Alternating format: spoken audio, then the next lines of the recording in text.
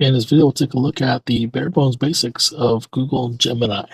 So Google Gemini, as we can see here, this is Google's generative AI platform. So if you're familiar at all with ChatGPT, this is technically Google's version of it. It does similar things. So if you can do ChatGPT, you can do Google Gemini. So again, you can access Google Gemini very quickly, easily, and conveniently.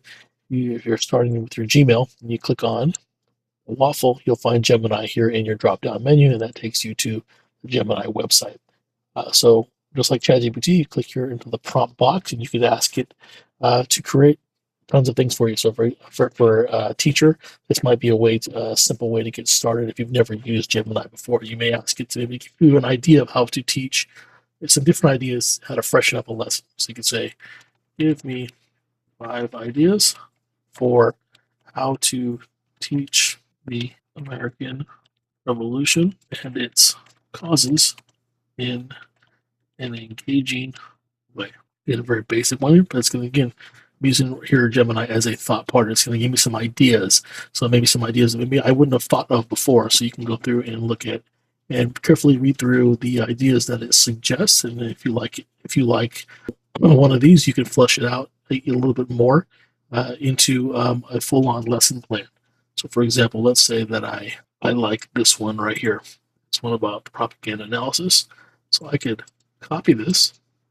I could say, turn this lesson idea into a 5-day lesson plan for 50 minutes per day. Then I just paste that idea, and it's going to continue to now flesh out that idea. That's the one that I thought I really liked. It will then flesh it out into something that I can use to start developing a lesson plan. So that's one easy way that you can use Gemini. So over here on the top left corner here, we have another hamburger menu. These 3 lines. It opens up, and you see right here it says new chat. So the one I just did right here about engaging American Revolution teaching ideas. That's one chat. Think of it like a conversation I'm having with it, like you see in your phone with text messages. So a new chat starts a whole new conversation. I can ask different questions and do different things. So you see that right here. Gems, this is a more advanced tool. We're not going to go into that for this tutorial. But right here, you can always come back here and see your old chats. So here's the one that I just did, engaging American Revolution. And I can continue with that chat if I want to return to it.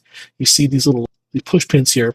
So if I was to right click or hit the 3 dots right here, and I click pin, it saves that conversation here at the top. So I don't have to go searching for it. If you scroll down here, you can see all of my old chats that I've done over time here. It keeps them in chronological order. The farther down, the older the chat was. So if you don't want to have to go looking for one, you can always pin it to the top here so it's easier for you to find. So we're going to go ahead and start a brand new one here. So another common teacher tool for using Gemini, it can be something like this, is write a message to parents about our upcoming trip to the Natural History Museum. So it will help me begin drafting a message to parents here.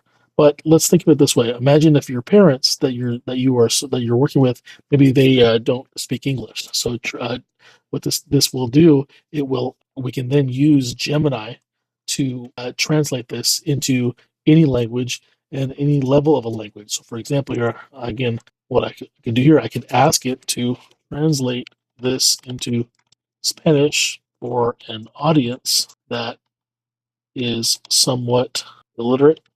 Use simple language. So if you have parents who are not quite illiterate, but they didn't go to college, it'll use simpler language to convey the same message. Otherwise, by default, it will just translate it, and usually this is much more of an academic version of Spanish, and that may be a little bit too difficult for maybe some of these parents to understand. So this way we can kind of meet them where they're at. So go ahead and send the message, and then we'll see what it looks like in a manner of Spanish that is more accessible to a variety of people. So that's one way that another way we can use Gemini to help us with communication here. So what I'm going to do, I'm going to go ahead and copy this text here, and we're going to start a new chat. So let me give you another way that you can begin to use Gemini is to level text. So imagine you're working with 10th graders, but maybe they're dealing with students who only read at a 6th grade level. We can then take a text and then put it at the level of where they're at. So I may say, re-level this text to, say, 5th grade level. Keep the same length and information. I just have to paste in my text and let Gemini help level this text into a type of language that is more accessible to students, maybe at a 5th grade level. So again, Gemini could be a great a great tool for being a thought partner for developing ideas for lessons. It can be a great way to help you begin to communicate with parents, and it can help with translation, knowing the audience of your of those parents, and leveling text to meet students where they are. So if you have any questions here about the bare bones basics of getting started with Gemini, feel free to reach out at any time.